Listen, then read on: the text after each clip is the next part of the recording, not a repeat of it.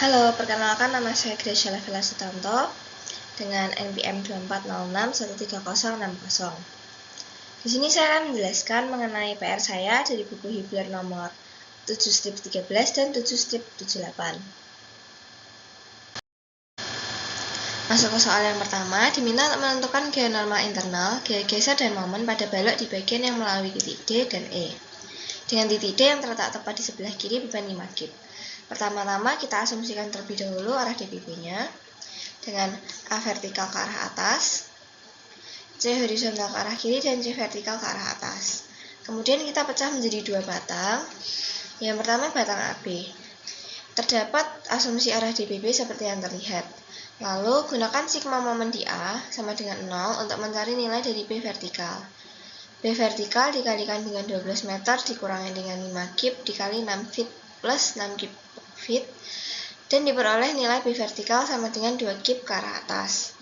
Lalu, sigma F horizontal sama dengan 0, maka B horizontal bernilai 0. Kemudian, memakai sigma momen di B untuk mencari A vertikal, sehingga diperoleh nilai A vertikal adalah 3 kip ke arah atas. Lanjut pada batang BC, terdapat asumsi arah DPP seperti yang terlihat. Lalu, pertama-tama gunakan sigma momen di C sama dengan 0 untuk mencari nilai momen di C. Hasilnya adalah 64 kip feet yang arahnya adalah clockwise. Lalu, menggunakan sigma F vertikal, maka diperoleh nilai C vertikal sama dengan 14 kip ke arah atas. Kemudian, nilai dari C horizontal adalah 0.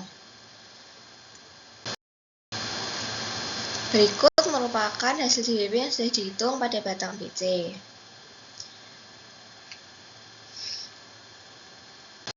Kemudian, pada batang AB terbentuk A vertikal mengarah ke atas yaitu sebesar 3 kip, juga dan V vertikal ke arah atas sebesar 2 kip. Kemudian, pada batang AD terdapat SFD yang mengarah ke atas sebesar 3 kip, maka begitu juga dengan arah yang ke bawah sebesar 3 kip. Dengan momen yang terbentuk ke arah bawah sebesar 6 kip feet pada titik A dan pada titik D sebesar 12 kip feet ke arah atas. Pada titik DB terdapat SFD yang mengarah ke bawah 2 kip, maka yang ke atas juga sebesar 2 kip dengan momen yang terbentuk ke arah atas sebesar 12 kip feet. Lalu pada batang BE dengan beban terdistribusi sebesar 1,5 kip feet dikalikan dengan 4, hasilnya adalah 6, maka 6 ditambahkan 2 adalah 8, sehingga SFD yang mengarah ke atas di titik E sebesar 8 kip juga. Begitu juga pada batang EC dan beban terdistribusi 1,5 dikalikan 4 hasilnya 6, maka 6 ditambahkan 8, 14, sehingga ada SFD yang mengarah ke bawah dengan total 14, maka ke atas juga sebesar 14 kip. Lalu untuk untuk SFD-nya pada titik AD sebesar positif 3, pada titik DB negatif 2, pada titik BEC B bernilai minus, BEC bernilai minus. Lalu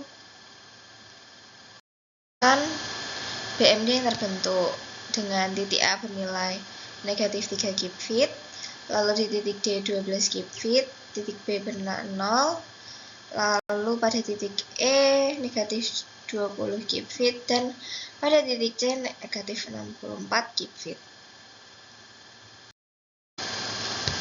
Lanjut ke soal yang kedua, diperintahkan untuk menggambarkan SFD dan BMD-nya. Pertama-tama cari dahulu gaya-gaya yang terjadi pada batang. Sebelum itu asumsikan dahulu DPP-nya. Lalu dapat digunakan sigma momen di A untuk mencari nilai B vertikal. Sehingga diperoleh nilai B vertikal sebesar 67,3 kN ke arah atas. Pada sigma gaya horizontal, nilai A horizontal adalah 0.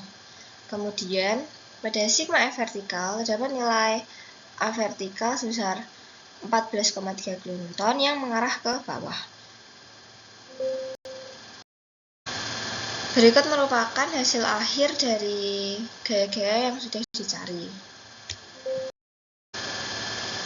Lalu untuk SFD dan BMD-nya, pada batang A dengan A1 terdapat gaya mengarah ke bawah sebesar 14,3 kN, dan yang ke atas juga bernilai 14,3 kN, dengan momen yang terbentuk sebesar 28,6 kN meter dan 20 kN meter.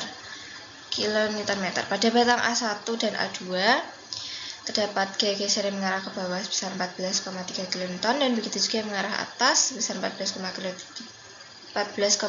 kN dan begitu juga yang mengarah ke bawah dengan momen sebesar 8,6 kN meter pada titik A1 dan pada titik A2 sebesar 22,9 kN meter. Lalu pada batang A2 dan B terdapat gaya yang mengarah sebesar 22,3, begitu juga yang mengarah ke atas dengan momen yang mengarah ke bawah 22,9 kN meter pada titik A2 dan pada titik B sebesar 67,5 kN meter.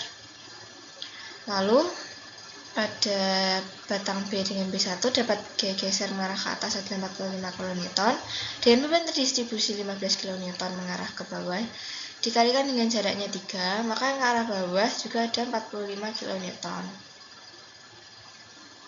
Lalu terbentuklah SFD dan BMD-nya seperti yang tertera pada layar.